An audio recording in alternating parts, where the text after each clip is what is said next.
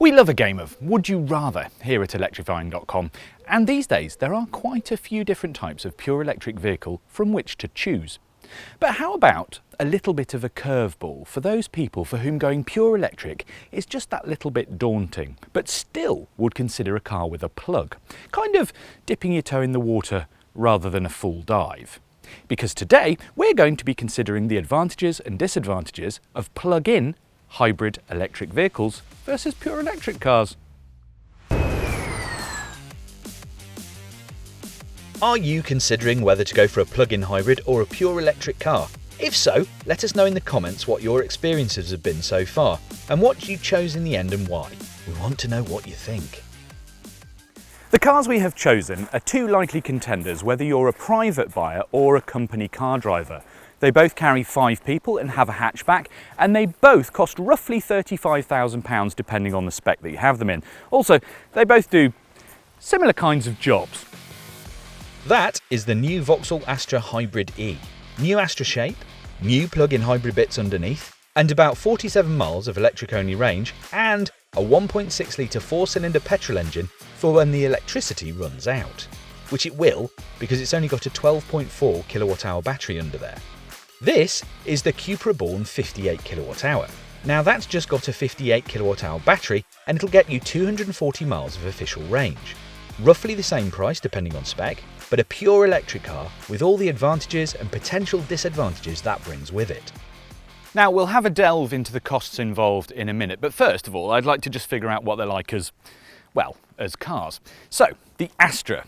Now this is very much not like the Astras that I remember of old, which were quite blobby and heavy looking. This is very nicely shaped for what is essentially a humdrum hatch. If we start at the front, it's got this familiar Vauxhall visor, they call it, which kind of cleans up the front. It's kind of a black beak across, and in here are all the sensors for the advanced driver assistance systems, but it's a very crisp, clean shape. It's got some nice surfacing. Actually, if you look down the side of the car, it's actually got nice boxy kind of wheel arches, and then if you follow it all the way through, it's a nice compact shape.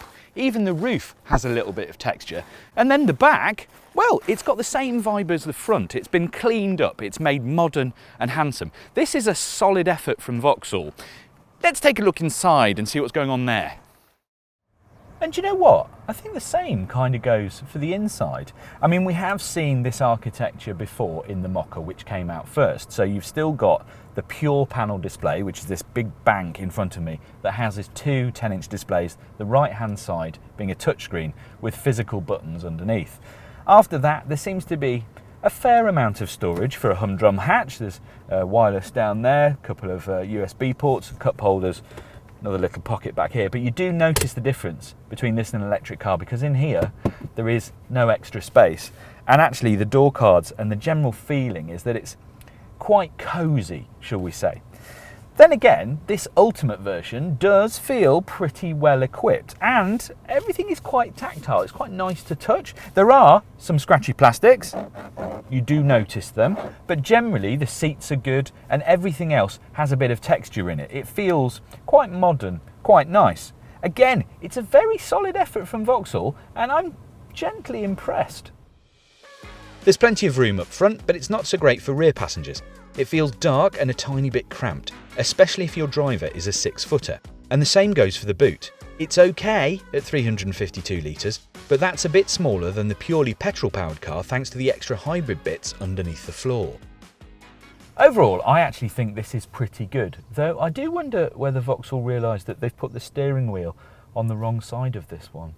The Cupra-born, on the other hand, does feel quite different. Because this was always conceived as a pure electric car, it's gone in a different design direction. Now, something like the Astra has an engine and a drivetrain. It has to fit it all inside, whereas this has a battery down low and then an electric motor driving the rear wheels, so it can change the shapes up.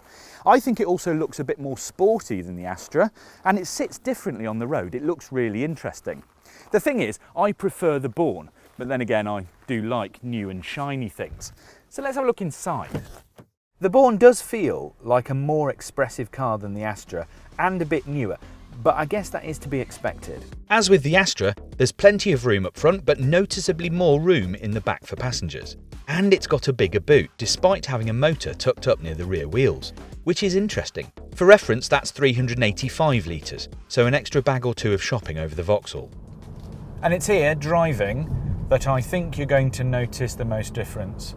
Because, bluntly, this is where the Astra starts to feel just that little bit old-fashioned, even though it's actually a pretty good plug-in hybrid. Now, it always starts off in electric power only when you switch it on, so it's nice and silent when it pulls away, and it'll give you up to 47 miles of Wltp range if you're careful, which is super useful. Now, the reason it's useful is because if you're actually doing lots of local journeys or shopping trips or even a short commute, that might well be enough to get you through an entire day. Now, it does mean you have to plug it in every time you get home, but once you get into that habit, it's really not a problem. So you might end up actually not really using the petrol engine at all very much and subsisting pretty much entirely on electric unless you have a longer journey to do. If you do want to go a bit faster, then there's 180 brake horsepower on offer, which is perfectly acceptable, and generally it just feels like a very nice car. There is nice steering, it's fairly accurate, it's well weighted actually, decent brakes, it handles very nicely, it's got good body control. Feels a little bit heavy, but nothing too scary. There's a nice 8-speed gearbox, which seems to do everything I think it should. And you've also got paddles behind the steering wheel to change gear, should you feel the need. It's all very happy, really. There are also, as in most of these cars these days, modes. So you can have it in electric mode, which is pure electric, so while you've still got a bit of charge in the battery, it will just be an electric car, no difference there. Then you can flick it forward and you get hybrid, which is when the car works out the best combination of both electricity and petrol motor to get you the most range and the most efficiency. And hybrid is probably the mode that you'll drive it around in most.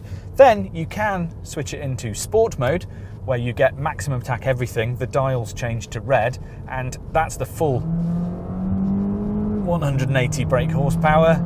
It's quite noisy, it doesn't feel that up for it. The thought's there anyway. I think I'll just switch it back into hybrid. It feels a little bit more comfortable doing that. It didn't like that, it had to change down 2 gears and then suddenly went roar. I'm not used to that. I drive a lot of electric cars and they're just like on. It's not fast, but it's the thought that counts. And in case you were wondering, it does have brake regeneration. Now, Vauxhall calls it iBooster. You just press the B button and you do get a very mild brake regen effect. It does slow the car down. But Vauxhall reckons that that system actually works even when the car's coasting, which I don't quite understand, but it still sounds clever.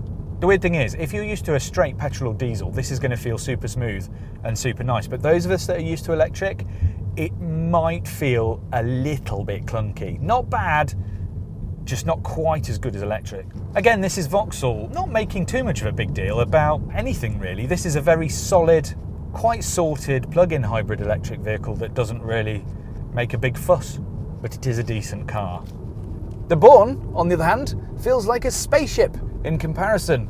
Now, it's only got 200 brake horsepower, just over, so only 20 odd more than that Astra Hybrid-e, but because it's electric, because the torque and the power is all instant, it feels much, much perkier, much more urgent, and weirdly, much faster, even though it's not that much quicker. When you pull out of a junction and you need to just move on, it's smooth, it's quick, and everything about it just feels much more sort of slick. It's just a better kind of acceleration. It does actually make a petrol engine with a gearbox feel a little bit clunky, like I said. It's also, quite obviously, quieter. It rides slightly better. It has better body control, and it feels a little bit better balanced. Now, that's likely because where a petrol engine sits up under the bonnet, this battery, the thing that powers this car, is very thin. It's only about that much in depth, and it's all along the bottom of the car, so the centre of gravity is very low. It tends to make electric cars like this feel quite solid and secure when they're driving around a corner. It gives you an idea of the grip. It's not the most natural feeling of things if you're not used to them, but it does make them feel like they handle really well, which is an interesting thing. To people who don't like cars, electric cars often feel quite solid, which is a good thing. But there is just something about the Born that makes it more satisfying to drive. Now, obviously this car is pitched to be a little bit more sporty than something like the Astra Hybrid-e, but it also doesn't lose in terms of ride. It works really well. The steering is actually quite sharp. Look at that. That's not bad, that. It's got loads of grip, and yes, the brakes are pretty good, even though the brake regen, which is common to all these cars that have Volkswagen bits underneath. You rock it forwards to B mode. It's not as strong as I would like. Look, it's slowing us down, but it is fairly gentle. I wouldn't call this a completely one pedal car, though you can access the brake regen really easily. It's not like it's a difficult thing to switch on and off. The thing with the Born is that once you've driven it for not that very far really, you start to think that the Astra, which seems okay in isolation, is just a little bit boring. This actually feels like a fun, interesting car to play with, and even doing 50 miles an hour, it's got a good slug of acceleration when you need it. It's funny how electric is perceived as this ecological, kind of good for the environment thing, but actually they are a lot better to drive in terms of cars that just do their thing. If you do want to know more about the Born, then please do check out our other videos on electrifying.com, and that'll give you more of a lowdown on absolutely everything to do with this car. The big savings come when you swap to an electric or PHEV as a company car, and it's all down to the tax levels. The Astra is currently charged at 8% benefit in kind, which means you could save literally thousands every year. So if you are lucky enough to be a 40% taxpayer, you only pay around £1,400 over the course of a year to have the Astra, versus $3,700-ish for the equivalent petrol or diesel. That's pretty efficient in terms of things with fossil-fueled engines.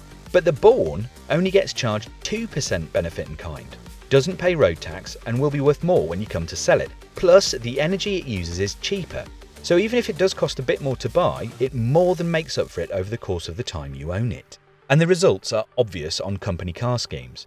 You'll pay just £313 per year for a Born, saving you £100 a month over the Astra.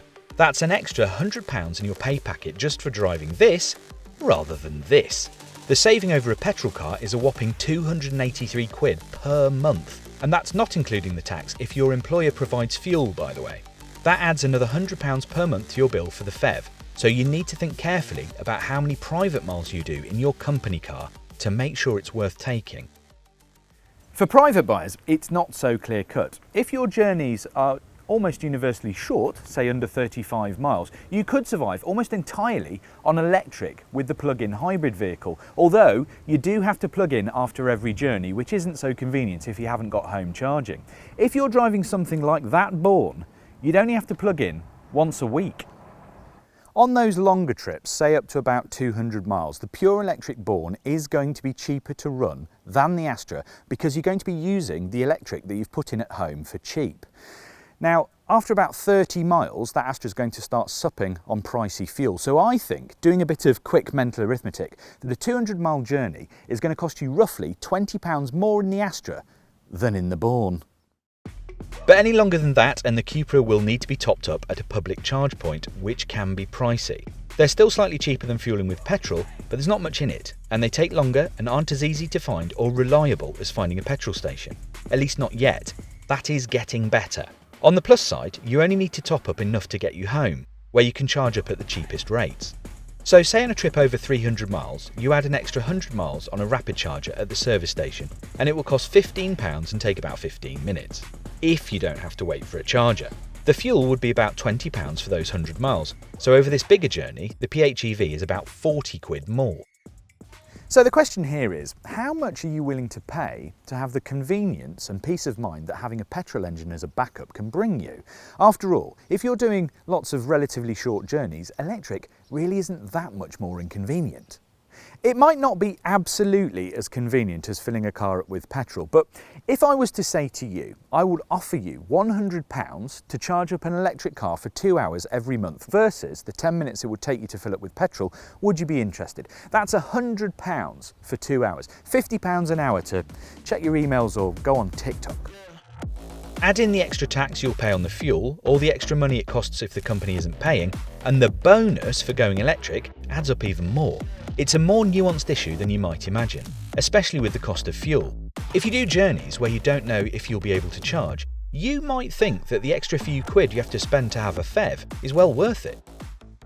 Me, I think I'd go electric, have a nicer driving experience, save some money and just spend a little bit more time charging. It would seem that a lot of you are agreeing with me as well, because registrations for pure electric cars are on the up, where registrations for PHEVs, plug-in hybrid electric vehicles, are actually shrinking. So I've decided that I'm going to be brave. I wouldn't blame you if you wanted the Astra, but I'm going pure electric and pocketing the cash. It's the Bourne for me.